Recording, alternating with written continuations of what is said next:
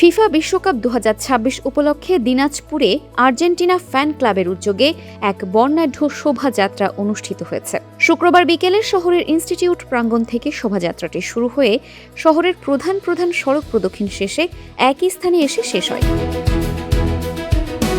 শোভাযাত্রায় শুধু তরুণরাই নয়, শিশু, কিশোর, নারীসহ বিভিন্ন বয়সী আর্জেন্টিনা সমর্থকরা অংশ নেন।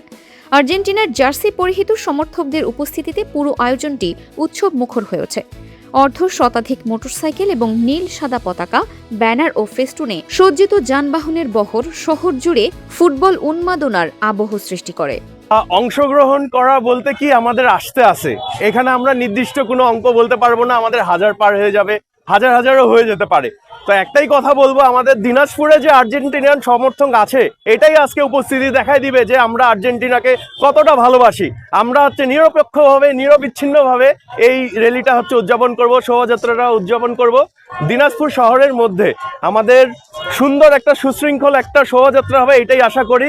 আমি প্রথমে ধন্যবাদ জানাতে চাই আজকে যারা এই উদ্যোগটা গ্রহণ করেছে। আসলে এটা প্রতি 4 বছর পর সারা পৃথিবীর সবচেয়ে বড় শো। এটা হচ্ছে আমাদের প্রথমত আমরা একটা আনন্দের উদ্দেশ্যে এই আয়োজন করা, এবং আমাদের পছন্দের দল আর্জেন্টিনাকে এই সুদূর হাজার কিলোমিটার দূর থেকে আমরা যে সাপোর্ট করি এবং যে ভালোবাসি, এবং এই যে নান্দনিক ফুটবল, আমরা ফুটবল বিশ্বের যে নান্দনিক ফুটবলের রাজা বলা হয় আর্জেন্টিনাকে, তাদের খেলাকে ভালোবেসে তাদেরকে আমরা আমাদের নিজেদের মধ্যে ধারণ করে আমরা এত দূর থেকে তাদেরকে আমাদের ভালোবাসার বার্তা পৌঁছে দিতে চাই আর্জেন্টিনায় আমাদের গোটা টিম স্কোয়াডকে। এবং এতটুকু বলতে চাই যে আর্জেন্টিনার ফ্যান যারা আমরা আছি, তারা আমরা খুব শান্তিপূর্ণ। আমরা শান্তিপূর্ণভাবে আমাদের এই আয়োজন সম্পূর্ণ করে আমরা দিনাজপুর থেকে সর্বোচ্চ র্যালির বার্তা দিতে চাই আমাদের প্রিয় আর্জেন্টিনা এবং আমাদের প্রিয় আর্জেন্টিনা টিমকে, বিশ্বকাপে যারা অবস্থান করছেন বর্তমানে। উল্লেখ্য, গতকাল কানাডা, মেক্সিকো ও যুক্তরাষ্ট্রে যৌথভাবে ফিফা বিশ্বকাপ ২০২৬ এর পর্দা উঠেছে। এবারের আসরে বিশ্বের ৪৮টি দল অংশ নিচ্ছে। বিশ্বকাপের অন্যতম ফেভারিট দল আর্জেন্টিনাকে সমর্থন জানাতেই এই শোভাযাত্রার আয়োজন করা হয়। আর্জেন্টিনাকে বেশ ছোট থেকেই, যখন আমরা ছোট তখন থেকে আর্জেন্টিনা খেলা দেখে বড় হয়েছি, এবং কি লিওনেল মেসি আমাদের যে আবেগ, ভালোবাসা, ফুটবলের জাদুকর, তাকে আমরা ভালোবাসি, তাকে ভালোবাসে আর্জেন্টিনাকে ভালোবাসা।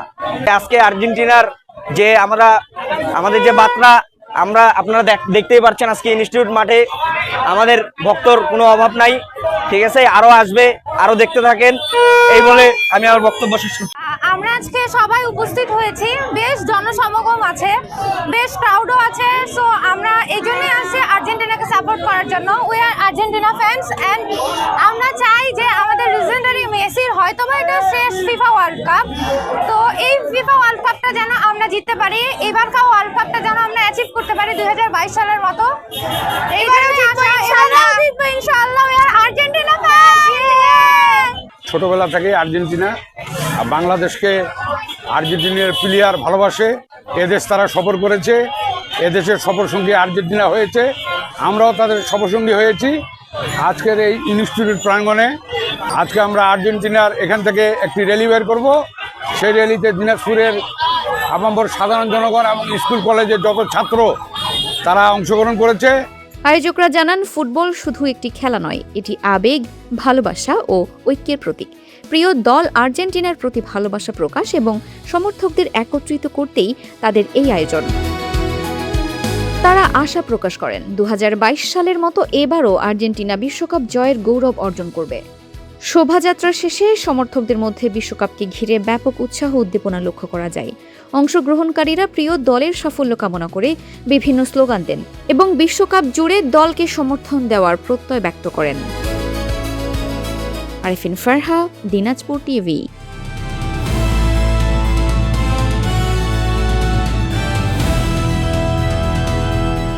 দিনাজপুর টিভি মানুষের জীবনের কথা বলে।